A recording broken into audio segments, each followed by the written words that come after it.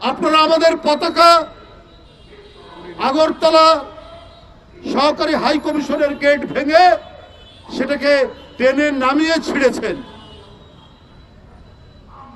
এটা তো প্রচন্ড আঘাত, করোনার আঘাতের চাইতে বড় আঘাত দিয়েছেন আপনারা ভারতের সাম্প্রদায়িক শাসক গোষ্ঠী। আমরা কি এটা ভুলে যাব? আমরা কেউ হিন্দু, মুসলমান, বৌদ্ধ, খ্রিস্টান, এই যে বৌদ্ধ সম্প্রদায়ের অপু এখানে দাঁড়ানো আছে, কই অপু? অপু এখানে দাঁড়ানো আছে, দেখুন দিলীপ বড়ুয়া আছে।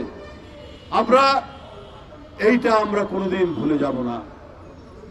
আপনারা আপনাদের মিডিয়া কে একজন সুমন, এক ভদ্রলোক, মানে অহর্নিশি ক্রমাগত ভাবে তিনি মিথ্যা অপপ্রচার করে যাচ্ছেন।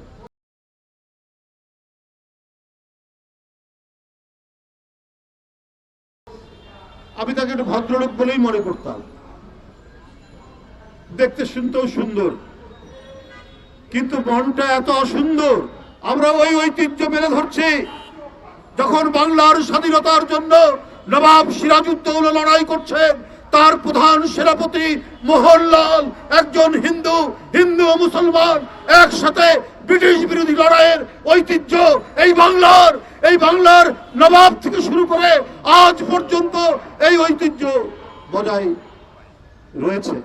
হ্যাঁ, বিশ্বাসঘাতক হতে পারে, হিন্দু মুসলমান হতে পারে। মীর জাফর বিশ্বাসঘাতকতা করেছেন, উনি মুসলমান। জগৎ শেঠ বিশ্বাসঘাতকতা করেছেন, উনি হিন্দু। সেটা অল্প কিছু মানুষ, কিন্তু নবাবের প্রধান সেনাপতি উনি তো হিন্দু, এবং নবাবের জন্য লড়াই করতে করতে নিজের জীবন দিয়েছে মোহনলাল।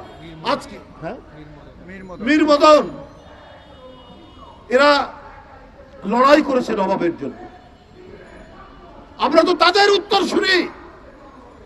এখানে আজকে যারা অমলেন্দু দাস, অপু, আজকে অপর্ণা, আজকে সঞ্জয়, জয়দেব, আমরা যারা আছি এখানে মুসলমান সম্প্রদায়ের ছেলেরা, আমরা তো সেই সিরাজউদ্দৌলা আর মোহনলাল মীর মদনের উত্তর শুনি।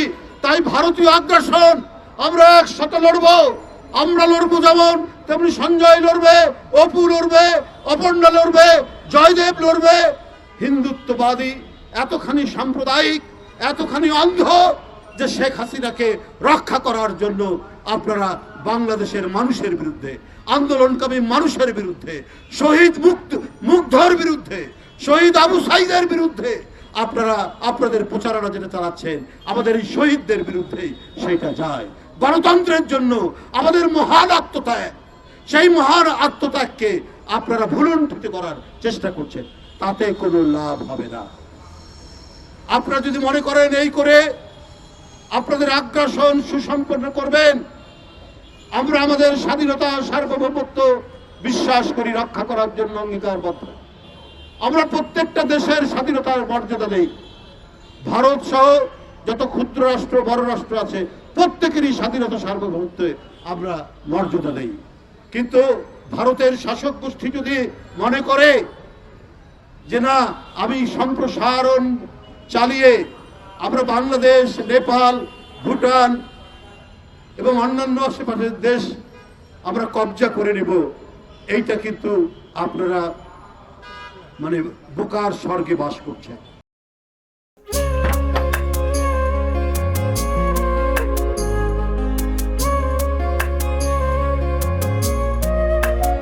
এটা আমাদের ঘর, আমরা দুজন মিলে সবকিছু গোছাবো।